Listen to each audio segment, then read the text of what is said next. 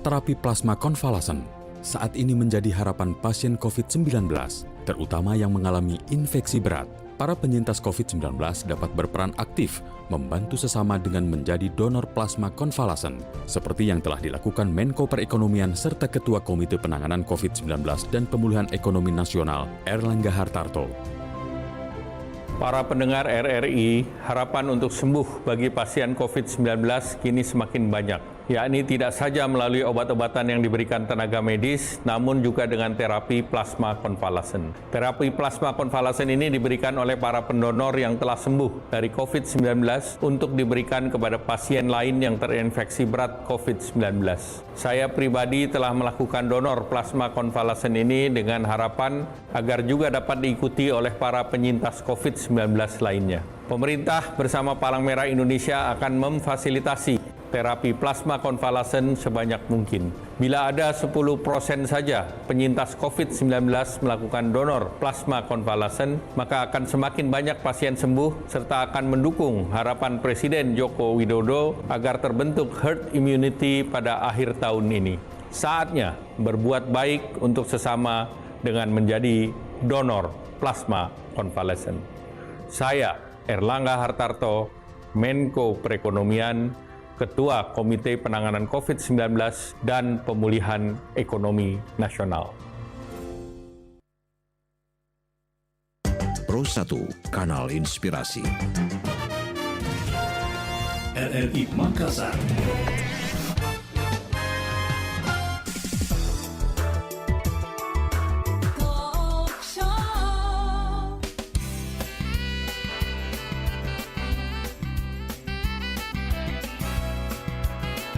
Sembilan 94,4 FM Kanal Inspirasi Pro 1 RRI Makassar. Assalamualaikum warahmatullahi wabarakatuh dan selamat siang pendengar Pro 1 RRI Makassar. Senang sekali saya Arti Alfian kembali menyapa Anda di Lintas Makassar Siang edisi hari ini hari Selasa 15 Juni 2021.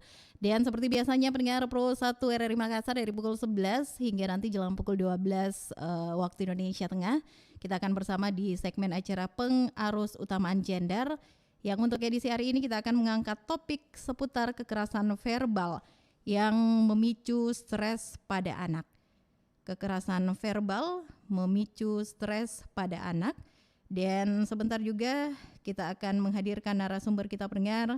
Ada Ibu Novita Maulidia Jalal, SPSI, MPSI, beliau adalah psikolog UNM. Dan kita informasikan buat Anda, kita saat ini sedang live dari YouTube dan juga Facebook Pro 1 RRI Makassar. Sebentar juga kita akan mengundang partisipasi Anda untuk berpartisipasi, bergabung, bertanya seputar topik kita terkait kekerasan verbal yang memicu stres pada anak. Di line telepon kami di 0411 3621 853 pendengar, dan juga mungkin lewat WhatsApp Pro 1 RRI Makassar di 0811 400 222. Dan langsung kita menyapa narasumber kita di siang hari ini. Ada Ibu Novita Maulidia Jalal, SPSI, MPSI. Kita langsung sapa beliau. Assalamualaikum, selamat siang Bu Novita. Waalaikumsalam warahmatullahi wabarakatuh. Selamat siang. Oke, sehat ya? Alhamdulillah. Alhamdulillah. Baiklah, mendengar Pro 1 dari Makassar, menahan emosi ini menjadi tantangan tersendiri bagi orang tua, terutama dalam mendidik anak. Dan salah satu yang perlu diingat pendengar adalah hindari yang namanya kekerasan verbal seperti marah atau berteriak saat berbicara dengan anak. Karena bentakan bahkan makian sering didapatkan anak-anak saat mereka melakukan sesuatu yang membuat orang tua atau orang dewasa di sekitarnya marah, padahal bisa saja sang anak memang tidak mengetahui apa yang dilakukannya. Ini yang bakalan kita bahas ini seputar kekerasan verbal pada anak. Silakan mungkin langsung kepada Ibu Novita Maulidia selaku psikolog dari Universitas Negeri Makassar. Kekerasan verbal pada anak itu sebenarnya seperti apa? Ya? Bu Novita, baik. Iya, terima kasih banyak kesempatannya. Assalamualaikum warahmatullahi wabarakatuh. Para pemirsa Semoga dengan saya dipanggil sini dapat memberikan manfaat buat saya pribadi, Amin. serta juga untuk para peserta tentunya, dan juga RRI ya yang senantiasa mengedukasi masyarakat. Nah, jadi terkait pertanyaan bagaimana sih sebenarnya bentuk kekerasan verbal pada anak. Baik Bapak Ibu sekalian, kekerasan itu sebenarnya banyak jenisnya. Yang seringkali masyarakat menganggap bahwa kekerasan itu otomatis dengan fisik.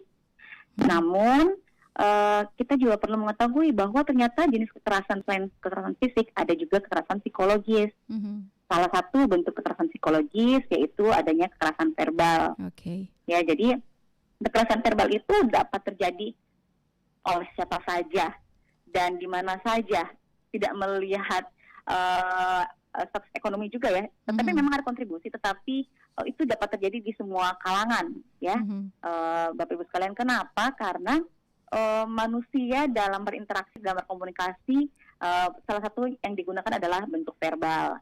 Nah, di sini apa sih bentuk dari kekerasan verbal pada anak? Tentu saja bentuk kekerasan yang dapat menyakiti perasaan anak, yang dapat membuat anak terluka. Nah, di sini sangat penting sekali karena kenapa? Kita kerap kali ketika apalagi ibu-ibu ya yang memang secara notabene, secara gender wanita itu kemampuan vocabulary-nya memang lebih tinggi ketimbang pria sebenarnya ya, secara neurologisnya ya. Dan memang pengasuhan ya, apalagi di negara Indonesia yang kita memang image-kan bahwa yang mengasuh anak itu adalah wanita gitu ya, dominan. Padahal sebenarnya pengasuhan itu adalah kedua belah pihak. Namun memang karena salah satu tugas pria itu adalah menafkahi, sehingga biasanya karena mencari nafkah otomatis waktu dengan anak di rumah itu berkurang. Nah, jadi kebanyakan di ibu nih. Nah, kekerasan verbal itu adalah kata-kata yang dilontarkan oleh orang tua kepada anaknya. Dan kata-kata itu bisa menyebabkan luka psikologis pada anak, baik berupa kekecewaan, sedih, takut, dan juga bahkan bisa menganggap bahwa anak itu bisa menganggap bahwa dia itu menjadi penyebab masalah. Jadi dia itu akan lama-lama akan menganggap bahwa ketika saya ada pasti ada masalah gitu ya. Itu bisa anak-anak sampai berpikir begitu, apalagi anak-anak yang masuk di usia pra remaja. Nah, apakah saya langsung membahas terkait dampaknya nih atau bagaimana? Silakan, Bu Novita. Nah, jadi berdampak enggak? Nah, otomatis kekerasan verbal pada anak ini lihat lagi usia anaknya. Jadi kalau anak bayi apakah berdampak gitu ya? Bayi itu 0 sampai 2 tahun. Jadi anak bayi itu 0 sampai 2 tahun itu kekuatan verbalnya mereka masih belum bisa paham. Mereka masih belum bisa paham apa sih yang dimaksud oleh orang tua saya. Sehingga biasanya luka-luka psikologis itu bukan pada kosakatanya, tapi pada intonasinya, pada bagaimana wajah orang tuanya pada saat melontarkan kata tersebut, karena secara kognitif mereka belum paham. Jadi ketika kita mengatakan anak nakal, anak bandel atau kata-kata lainnya yang adalah manifestasi dari emosi kita yang tidak terkontrol, maka anak itu tidak paham. Yang dia paham adalah ibu saya lagi marah karena mencubit, memukul, membelalak, dan intonasinya tinggi. Seperti itu. Nah, kalau untuk anak 2 sampai 5 tahun, mereka kan secara verbal mereka sudah lebih meningkat, jadi mereka bisa lebih paham. Meskipun untuk memahaminya itu mereka tidak seperti orang dewasa. Jadi kenapa kita seringkali melakukan kekerasan verbal berulang? Karena kita kesal dengan anak, sudah diberitahu tapi kok dia tidak paham. Nah, sehingga kita semakin stres dan akhirnya mengulangnya lagi. Kenapa anak tidak paham? Karena usia 3 sampai 6 tahun itu mereka masih sangat simbolik. Jadi ketika kita memberitahukan sesuatu, itu kalau perlu detail dan konkret. Misalkan ya, ada seorang ibu mengatakan atau seorang ayah, kamu itu memang bandel, nakal.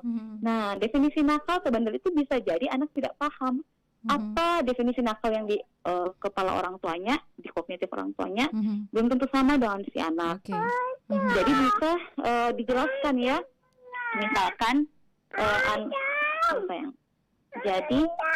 jadi misalkan anaknya bandel gitu ya, misalkan. Jadi bisa dikatakan bandelnya itu apa? Apakah karena dia itu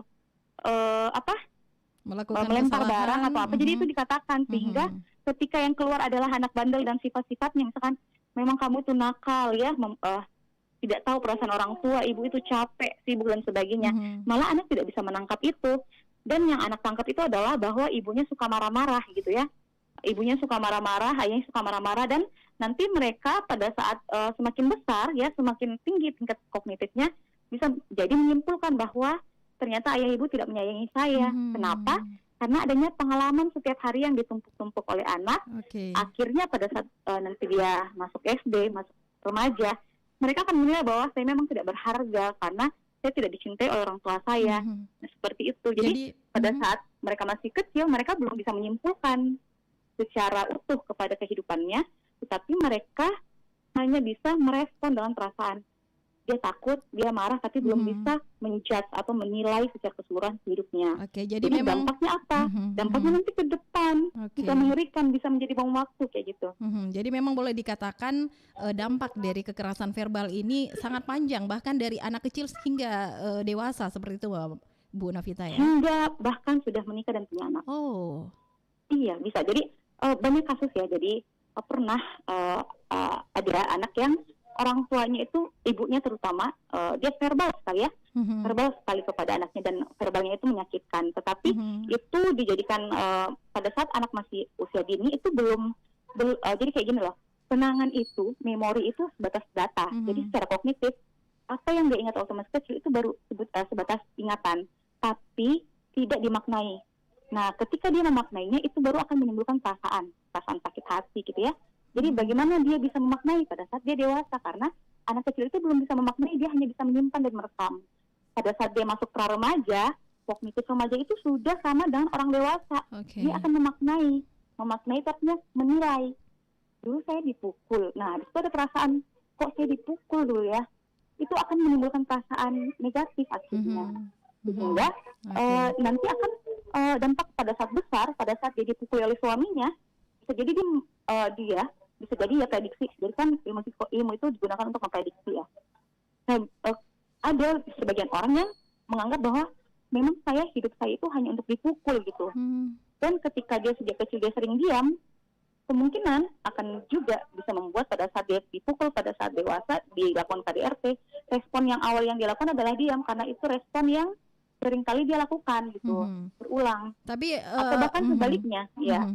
Tapi Bu Novita Maulidia, tidak ada orang tua yang tidak mencintai anaknya, atau tidak ada seorang ibu atau seorang ayah yang tidak menyayangi anaknya. Tapi ini biasanya mereka tidak sadar mengeluarkan kata-kata yang mungkin membuat hati anak itu sakit hati, sehingga boleh dikatakan sudah memicu kekerasan verbal pada anak, dan alasannya mungkin karena capek, karena letih. Itu menurut Anda seperti apa? Nah, betul sekali ya. Jadi saya sangat bersyukur ya, sering kali diberikan oleh Tuhan Yang Maha Esa peluang-peluang untuk mengedukasi. Jadi memang hubungan harmonis, hubungan hangat dengan anak itu akan tercipta ketika hubungan yang harmonis terbentuk antara suami dan istri. Jadi memang sangat besar kontribusinya ketika hubungan suami istri itu harmonis, maka peluang untuk membentuk pola-pola yang hangat dengan anak itu semakin besar. Jadi harmonisasi rumah tangga itu penting sekali, karena kenapa? Itulah yang akan mewarnai bagaimana sih kehidupan interaksi dalam rumah. Jadi gimana dong ketika ada seorang istri yang emosional sekali, yang emosinya itu tidak mampu dikendalikan. Nah, sebisa mungkin orang yang terdekat atau significant others, yaitu suami, untuk menjadi support system yang pertama. Begitu juga dengan suami yang sering memukul, sebisa mungkin sang istri kemudian menjadi social support atau sistem sosial yang pertama, karena mereka yang paling dekat. Nah, biasanya ini tidak terjadi ketika memang suami dan istri itu masih fase-fase pernikahan yang perlu juga dilihat nih tahap perkembangan pernikahannya. Apakah mereka sudah saling memahami ya, atau masih saling menuntut. Ketika itu saling menuntut, terkadang emosi karena kelelahan bekerja atau emotional exhaustion itu terkendali. Sehingga gimana dong caranya? Ya, pertama adalah lakukan komunikasi yang baik dengan suami dan istri, sehingga ketika satunya itu belum mampu meregulasi emosinya, maka yang satunya akan melakukan pendampingan ataupun menemani sehingga terregulasi emosinya dengan lebih baik. Nah, Jadi intinya harus ada harmonisasi antara Iya. ayah ibu supaya anak juga Iya. bisa merasakan Iya. kasih sayang yang sesungguhnya seperti itu ya. Ya, tapi saya ada satu tips nih. Gimana dong kalau misalkan saya pasangan saya sudah meninggal atau LDR atau misalkan, aduh gimana ini harus menunggu harmonis, lalu anak saya gimana? Nah, ada lagi tipsnya. Tipsnya itu adalah sebenarnya harmonisasi suami istri itu bisa terjadi ketika kita sendiri harmonis dengan diri kita. Oh, kembali ke Kita diri sendiri kita ya. Sudah masuk ke diri kita. Kita selama ini selalu bantu orang, pernah enggak kita bantu diri kita sendiri? Ibu-ibu di sini pernah enggak melihat dirinya, berterima kasih dengan dirinya, memeluk dirinya, menyayangi dirinya, pernah enggak memberikan space waktu itu? Atau menghargai upaya yang pernah dilakukan? Atau bapak-bapak pernah enggak menghargai diri? Atau melihat bercermin gitu, betul-betul tidak hanya melihat wajah, tetapi melihat saya yang di hadapan saya ini adalah diri saya yang sudah berjuang dari kecil sampai sekarang, dan saya tidak akan berhenti di titik ini. Apa yang saya bisa bantu buat diri saya? Jadi harmonisasi dengan diri kita dulu, harmonisasi dengan diri kita, mengenal diri kita, mengenal kelemahan kita, mengenal kelebihan kita, itu bisa membantu kita untuk mendidik diri kita sendiri. Jadi jangan jauh-jauh dulu nih ke orang, ke diri kita dulu nih yang kita kenali. Jangan sampai selama ini kita selalu menuntut diri kita. Kamu harus A, harus B, harus C, tapi tidak mau mendengarkan kelemahan diri kita. Akhirnya diri kita akhirnya memberontak dan secara emosional yang tidak terkendali. Baiklah. Jadi harus kembali ke diri kita sendiri, harus ada harmonisasi dengan diri kita terlebih dahulu. Iya, betul sekali. Jadi inilah yang menjadi salah satu titik awal supaya kekerasan verbal itu dianggap tidak ada dan jangan ya. Baiklah, Betul saya mengundang partisipasi Anda pendengar untuk bergabung bersama kami di sini di Pengarus Utamaan Gender. Masih bersama kita di sini narasumber ada Ibu Novita Maulidia Jalal, SPSI, MPSI. Beliau adalah psikolog dari Universitas Negeri Makassar. Dan topik kita di Pengarus Utamaan Gender ini terkait kekerasan verbal yang memicu stres pada anak. Silahkan line telepon di 3621853. Ingat untuk menyertakan kode area di 0411 buat Anda yang berada di luar kota Makassar. Dan juga bisa langsung bergabung di WhatsApp Pro 1 RRI Makassar pendengar di 0811 400 222. Ini langsung kita bacakan dulu WhatsApp yang sudah masuk ya, Ibu Novita. Ini dari Ibu Ayu di seputaran Jalan Perintis Kemerdekaan. Katanya anak-anak kan memang harus ditegur agar mereka tidak mengulangi kesalahannya. Lantas bagaimana cara mendidik anak agar mereka tidak terluka dengan teguran kita? Wow, ini kayaknya pengalaman semua ibu ini ya, Ibu Novita ya. Silakan. Ya, benar sekali ya. Jadi sebenarnya menegur itu bukan hal yang salah. Menurut saya cara delivernya, karena ketika anak tidak diberi teguran, ketika anak tidak diberi tantangan, nanti dia akan menjadi generasi-generasi yang cengeng, yang gimana dong cara menghadapi dunia yang penuh dengan lika-likunya gitu ya. Ini kayak buah si malakama saya rasa ya. Iya. Jadi mereka kita bukannya jadi orang tua yang jahat atau kasar ya ketika tegas, tapi cara mendelivernya. Apakah mesti dengan mengeluarkan atau melontarkan sumpah serapah? Apakah mesti menggunakan bahasa yang tidak layak dari orang tua ya? Karena kenapa setiap kata yang keluar dari orang tua itu langsung bisa terijabah ya. Jadi banyak sekali kasus-kasus seperti itu. Jadi misalkan, jadi gimana dong caranya? Jadi yang kita lakukan adalah pertama sampaikan apa yang menjadi inti utama dari teguran itu. Misalkan bermain gadget, ya kita sampaikan ya heart-to-heart, katakan bahwa main gadget itu boleh kalau bisa dilibatkan anak diskusi gitu ya. Yang kedua, jangan sampai bedakan antara data dan perasaan. Ketika kita mau menyampaikan aturan, itu adalah data. Jangan libatkan perasaan, jangan terlalu libatkan perasaan ketika kita ingin menyampaikan data. Karena ketika kita melibatkan perasaan, jangan sampai masuk juga tuh perasaan yang negatifnya ya. Jadi itu sebisa mungkin kalau kita bukan menjadi orang yang terlalu pintar untuk mengolah emosi, maka kunci dulu nih perasaan kita. Kita fokus pada yang saya ingin katakan adalah main gamenya itu jam sekian sampai jam sekian, atau ada enggak tawaran dari anaknya, maunya jam berapa. Itu kalau bisa dikunci atau di-blocking dulu nih emosinya. Nah, emosi itu ketika kita bisa mengontrolnya baru boleh mengeluarkan emosi kita. Kalau misalkan anak sudah paham, nah kita boleh memberikan rasa sayang gitu ya. Jadi intinya ketika kita tidak bisa mengelola emosi dengan baik, dikunci dulu. Kalau kita tidak bisa kunci, sebaiknya jangan dulu menegur. Lebih baik kita menghindar dulu dari anak. Karena sifat emosi itu adalah ingin disalurkan. Emosi itu selalu ingin disalurkan. Kalau bukan keluar, dia ke dalam. Jadi kalau dia bukan keluarkan ke orang lain, dia akan menyiksa dirinya. Gitu Dia akan membuat psikosomatis. Jadi sebaiknya kita menghindar dari anak, lalu kita keluarkan emosi kita, tetapi kepada benda. Gitu ya, Kepada misalkan benda. kita jengkel, kita bisa keluarkan ke bantal atau robek-robek kertas atau ke kamar mandi sambil wudhu gitu ya, atau sambil bermain air. Kita, kenapa sih kamu gitu? Nah, kita keluarkan unek-unek kita keluarkan, karena setelah emosi dikeluarkan dia akan mereda. Setelah mereda, barulah kita kembali ke anak. Tapi Sampai tidak bisa datanya dipungkiri lagi. juga kalau yang namanya ibu ya sudah capek lah, mungkin habis memasak, membersihkan rumah dan mengurus rumah, pokoknya ini susah untuk mengontrol emosi. Bagaimana ini dilihat dari sisi psikologis dari seorang ibu juga, Bu Novita?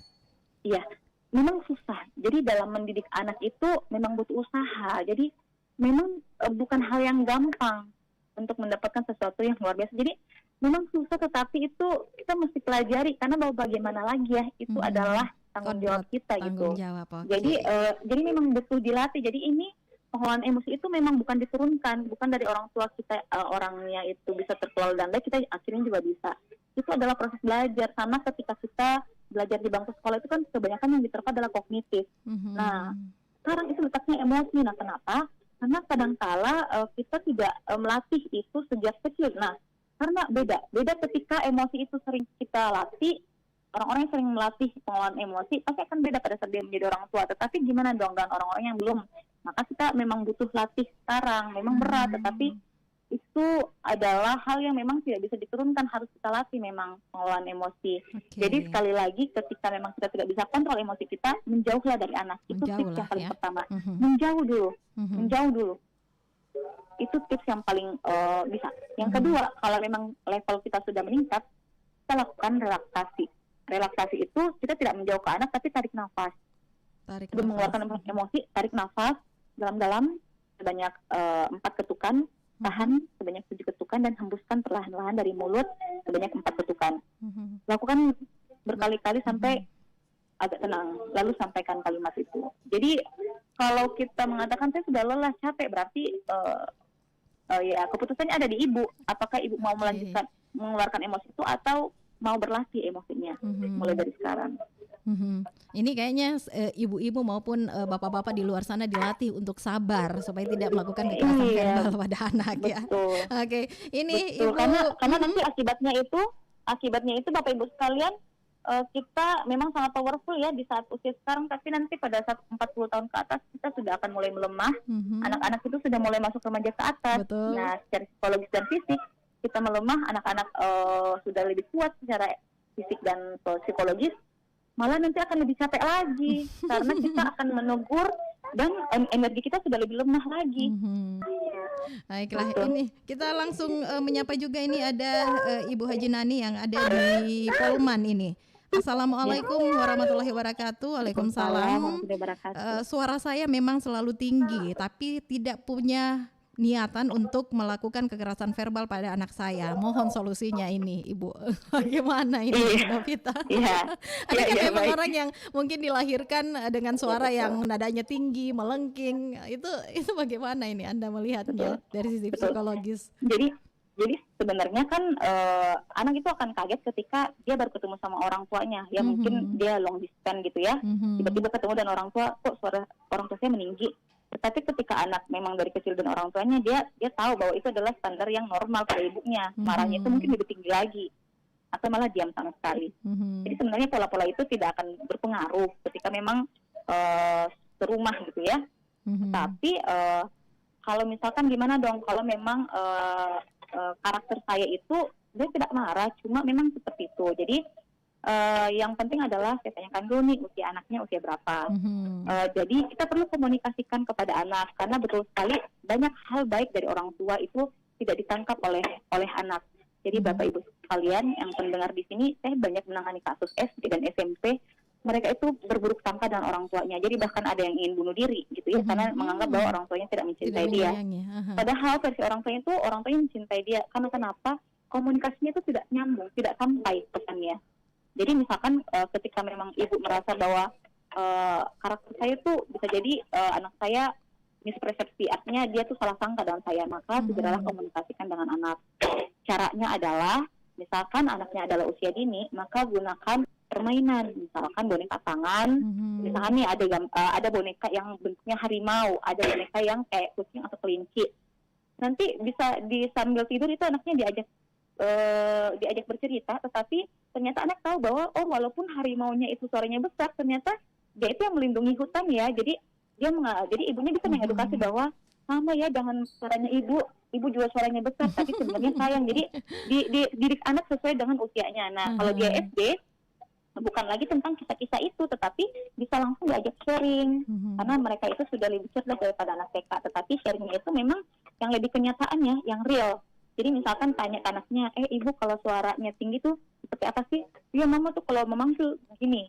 Nah kamu gimana perasaannya, takut nggak atau jengkel atau apa? Tidak, karena mama memang seperti itu. Berarti memang dia tidak mispersepsi. Tapi kalau dia bilang, iya ibu tuh selalu marah, suaranya tinggi. Nah katakan bahwa ya ibu pernah juga dikira seperti itu dengan temannya ibu, padahal suaranya ibu memang seperti itu. Seperti itu nah, sudah dari lahir ya. Jadi tidak ada mispersepsi. Iya. Oke, jadi memang lebih dibutuhkan pendekatan kepada anak. Yang namanya satu rumah harus saling mengenal, harus ada komunikasi supaya tidak ada kesalahpahaman. Iya, tetapi berdasarkan tingkat usianya gitu, Mbak. Jadi kalau memang prasekolah memang butuh alat-alat seperti buku cerita atau boleh juga bermain. Kalau saya biasanya menggunakan tangan saja ya, saya gambar-gambar pakai pulpen gitu ya. Yang intinya mereka itu sangat simbolik. Kalau anak SD kalau diajarkan atau pendekatan ke mereka itu adalah dalam kehidupan sehari-hari. Misalkan ibunya membersihkan, anaknya apa gitu dilibatkan. Tapi kalau remaja mereka nggak senang kalau diperintah. Jadi kalau punya anak remaja itu jadilah friend-nya, jadilah temannya. Jadi kita memang mesti update juga. Kalau mereka Instagram ya kita juga belajar tentang itu gimana sih kayak gitu. Jadi sebagai seorang sahabat kalau memang sudah anaknya sudah berusia remaja hingga dewasa iya, betul. Karena ya untuk menghindari backstreet. Ya. Betul. Ada juga ini yang sudah bergabung dari mana nih? Assalamualaikum warahmatullahi wabarakatuh. Saya Ibu Ayu yang ada di seputaran Makassar ini katanya. Jika anak saya tidak ditegur akan terkesan manja. Sedangkan saya tidak ingin masa depan anak saya hancur karena saya memajakannya. Bagaimana ini Ibu? Mohon pencerahannya. Silakan langsung Ibu Novita. Iya betul. Jadi tadi sama ya dalam pertanyaan pertama. Jadi sebenarnya berilah anak-anak itu aturan, berilah anak-anak itu larangan atau arahan, itu tetap diberikan sebagai suatu tantangan. Tetapi pemberiannya itu memang punya rules tertentu gitu ya, agar tidak diartikan salah oleh sang anak. Jadi bagaimana sih rulesnya? Pertama, aturan yang kita berikan itu sebaiknya sesuai dengan tahap tumbuh kembang anak. Artinya lihatlah kemampuan anaknya bisa tidak melakukan peraturan itu. Misalkan membersihkan ya, untuk anak usia 3-4 tahun itu membersihkan itu belum mampu untuk satu rumah. Jadi minimal dia menyimpan permainannya itu sudah luar biasa. Nah, tapi kalau untuk anak SD jangan cuma sampai menyimpan permainan gitu ya. Kalau bisa lebih, misalkan setelah makan angkat piring ke dapur itu saja. Kalau remaja kalau boleh cuci dong, jangan cuma bawa saja gitu ya. Itu adalah satu tantangan, tetapi jangan lupa ketika kita memberikan tantangan, arahan atau larangan itu diberikan tidak hanya selalu melihat sisi buruk anak. Ketika dia tidak bisa, dia dimarahin atau ditegur. Tetapi juga beri apresiasi. Ketika mereka berhasil, mereka diberi apresiasi. Karena kalau diberi apresiasi, mereka merasa, wah ini betul-betul tantangan, bukan suruhan gitu. Oke. Jadi terkadang kita luput memberikan apresiasi, meskipun itu kecil sekali. Misalkan anaknya minimal sudah menyimpan satu permainan, itu diapresiasi, wah luar biasa. Kemarin mama lihat itu di lantai, tapi sekarang kamu taruh, luar biasa. Atau berpura-pura lah kita menyampaikan itu, bukan berpura-pura ya, menyampaikan ke hadapan ayahnya. Ya, adik sekarang sudah bisa simpan ini loh di sini. Itu sangat luar biasa untuk anak apresiasinya. Nah kemudian yang kedua adalah selain lihat tumbuh kembang dan juga selain memberikan apresiasi, yang ketiga jangan lupa juga berterima kasih atau memohon maaf ketika ternyata role itu kita juga tidak lakukan. Jangan main HP, ternyata ibunya HP terus. Nah kita meminta maaf, dek maaf dek ya, boleh enggak mama lihat HP-nya karena soalnya ada kerjaan, boleh enggak nak? Nah nanti anaknya juga gitu, ma saya minta maaf mak, boleh enggak saya nonton Power Rangers gitu? Oh boleh enggak ya? Jadi mereka belajar untuk permisi meminta maaf ketika memang ada sesuatu yang dia tidak bisa lakukan pada saat itu. Jadi dia tidak akan merasa takut seperti itu. Jadi Jangan kita sampai juga jangan sampai ada larangan dari ayah ataupun ibu jangan bermain HP sedangkan ayah dan ibunya ini sibuk sama handphonenya betul ya. sekali. Karena Iya, inilah betul. fenomena yang sangat sering terlihat di masa sekarang ini, iya. Bu Novita. Iya, makanya kita bisa gunakan kata maaf, meminta maaf, berterima kasih. Nak, terima kasih sudah izinkan mama main HP ya, karena tadi ada kerjaan. Jadi ucapan-ucapan itu perlu dibiasakan sehingga mereka tahu bahwa hal itu memang urgent, penting, dan bukanlah suatu hal yang mengerikan. Baiklah pendengar Pro 1 RRI Makassar, sebentar masih kita akan lanjutkan perbincangan kita di pengarus utamaan gender edisi hari ini Selasa 15 Juni 2021 dan masih menghadirkan topik kita di siang hari ini pendengar seputar kekerasan verbal yang memicu stres pada anak. Ada narasumber kita juga Ibu Novita Maulidia Jalal, SPSI MPSI selaku psikolog dari Universitas Negeri Makassar. Pastikan terus di Pro 1 RRI Makassar, kanal Inspirasi. 94,4 FM Kanal Inspirasi. Pro 1 RRI Makassar.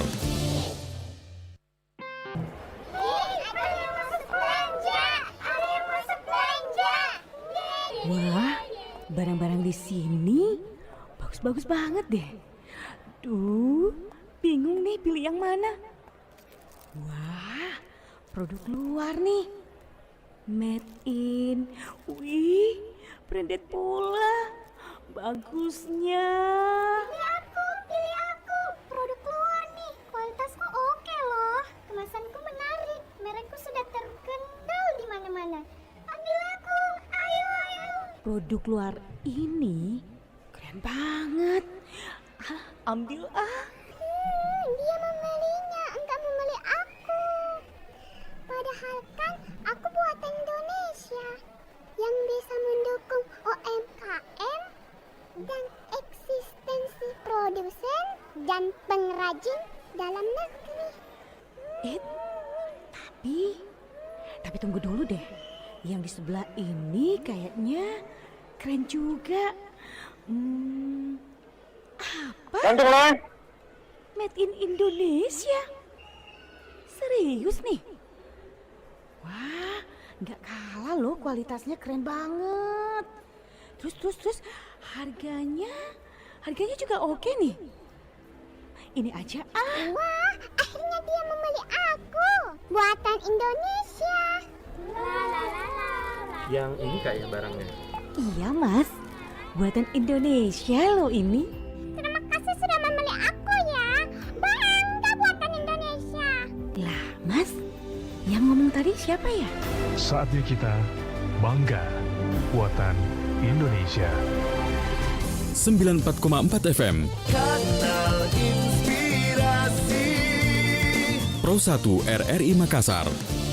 Dan baiklah pendengar Pro 1 RRI Makassar, sebelum kita lanjutkan kebersamaan kita di pengarus utamaan gender untuk edisi hari ini Selasa 15 Juni 2021, terlebih dahulu kita akan hadirkan info terkini. Info terkini. Dan untuk info terkini saat ini pendengar akan hadir informasi dari rekan reporter Kristianto terkait pelaksanaan vaksinasi massal di Grand Mall Maros. Kita menyapa, selamat siang rekan Kristianto. Selamat siang. Arti di studio, silakan informasi selengkapnya. Baik, terima kasih. Saudara pendengar, saat ini kami tengah berada di lokasi Grand Mall, tepatnya di salah satu aula yang dimiliki oleh Grand Mall, di mana sejak jam 9 hingga kini telah berlangsung vaksinasi kepada masyarakat serta mitra kerja Grand Mall dan karyawan yang diperkirakan ada 500 peserta yang akan mengikutinya. Kegiatan ini merupakan implementasi dari HUT Polri yang ke-75, di mana jajaran kepolisian dibantu kerjasama dengan pemerintah kabupaten dan pihak Grand Mall menggelar kegiatan ini, yang dimana tujuannya untuk percepatan agar vaksinasi kepada masyarakat yang belum mendapatkan segera terrealisasi. Bersama ini, saudara pendengar, kami didampingi Kabak Sumda Polres Maros Kompol Zainuddin. Selamat pagi Pak. Pak, selamat pagi. Ya, bisa Bapak ceritakan sedikit kegiatan ini seperti apa? Jadi kami dari Polres Maros membantu pemerintah percepatan vaksinasi khususnya kepada masyarakat maupun karyawan Grand Mall sendiri. Nah ini pelaksanaan ini berkaitan dengan kegiatan dalam rangka hari yang ke-75. Kemudian Pak, ini sebagai bukti bahwasanya kepolisian juga turut membantu program pusat untuk bantu agar daerah Maros khususnya yang saat ini sudah hijau tetap menjadi hijau Pak ya, sehingga penyebaran virus corona bisa tercegah ya Pak. Terima kasih. Bahwa dalam kegiatan ini sebenarnya kita lagi bahwa mudah-mudahan Maros ini tetap dalam kondisi istilahnya dikatakan bahwa dia dalam zonasi hijau. Sekarang sudah memasuki zonasi hijau, tapi kita mengharapkan ke depan agar supaya betul-betul namanya COVID ini di Maros itu sudah tidak ada, atau masyarakat istilahnya sudah merupakan masyarakat juga yang patuh terhadap bahwa untuk membantu pemerintah. Boleh tahu Pak, langkah yang dilakukan jajaran kita selama ini seperti apa Pak? Jadi kami dari kepolisian untuk memberikan kerjasama dengan di Depok Polda Sulsel dengan pemerintah kabupaten yaitu Rumah Sakit Keluangan lewat vaksinasi ini. Ya, kami sendiri dari kepolisian mengajak masyarakat lewat Babin Kamtibmas maupun terhadap sosialisasi sendiri berupa plaket-plaket yang disampaikan kepada seluruh dan tetap jajaran lalu lintas setiap kendaraan yang lewat dipasangnya ayo pakai masker, ayo melaksanakan vaksin. Jadi kami istilahnya setiap hari memberikan himbauan kepada masyarakat agar supaya tentang bahaya daripada COVID ini sendiri. Terima kasih Pak ya. Terima kasih Pak.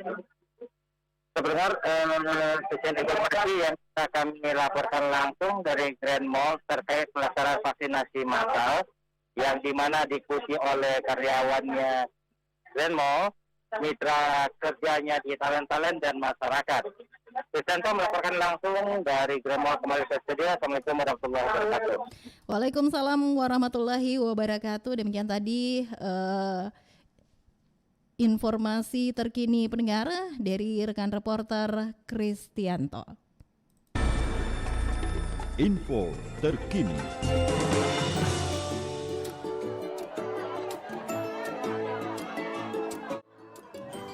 Wih, maskernya keren deh.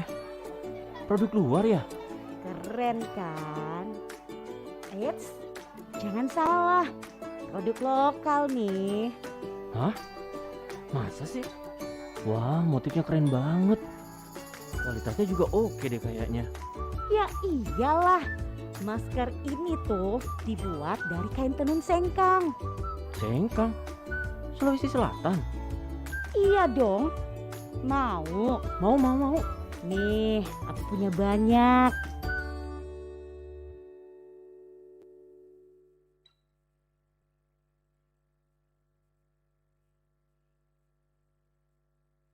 .4 FM Kanal Inspirasi Pro 1 RRI Makassar. Kita masih terus melanjutkan kebersamaan kita pendengar Pro 1 RRI Makassar di pengarus utamaan gender edisi Selasa 15 Juni 2021 dan masih mengangkat topik kita siang hari ini pendengar seputar kekerasan verbal yang memicu stres pada anak. Dan masih bersama kita narasumber kita ini pendengar ada Ibu Novita Maulidia Jalal SPSI MPSI psikolog dari Universitas Negeri Makassar. Bu Novita. Iya, Ibu Novita. Baiklah, kita akan mencoba menghubungi kembali narasumber kita di pengarus utamaan gender edisi hari ini karena memang berbicara seputar kekerasan verbal ini sangat-sangat memicu terhadap anak ya, baik itu memicu stres dan hal-hal lain yang bisa diakibatkan dari perlakuan yang didapatkan baik itu dari orang tua maupun juga orang dewasa. 94,4 FM Kanal Inspirasi Pro 1 RRI Makassar. Terima kasih untuk Anda pendengar Pro 1 RRI Makassar yang saat ini masih terus setia bersama kami di Pengarus Utamaan Gender edisi Selasa 15 Juni 2021.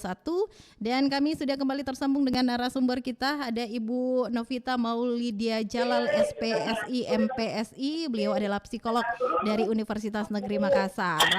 Nah, Ibu Novita Maulidia bisa mendengarkan saya?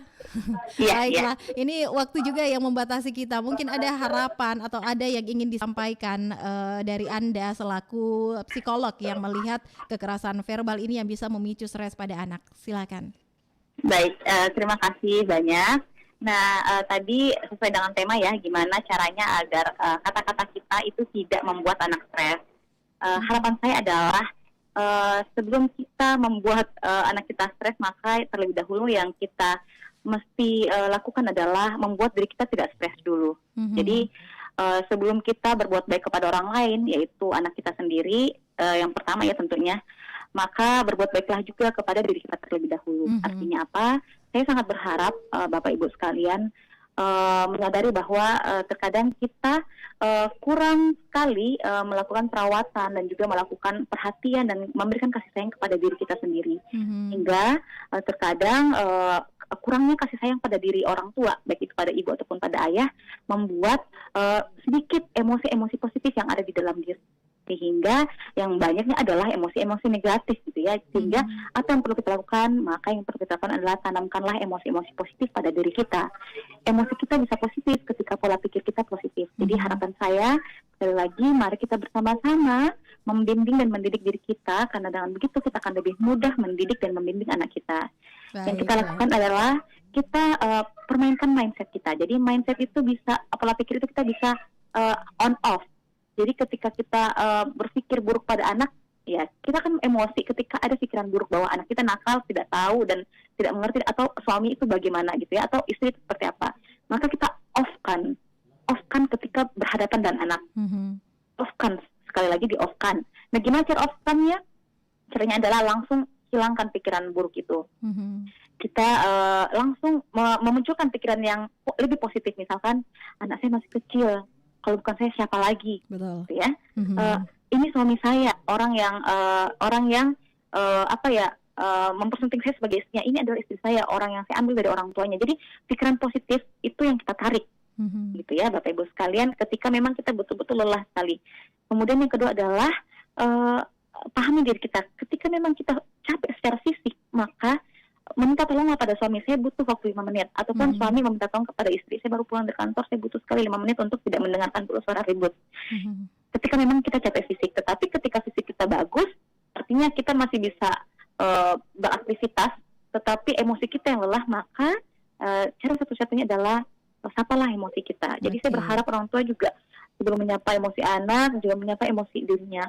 Saya sedang apa? Saya lagi kesal ini. Kita self talk, kita berbicara dan dari kita. Saya lagi benci sekali dengan kehidupan saya capek, tidak ada orang yang pahami saya.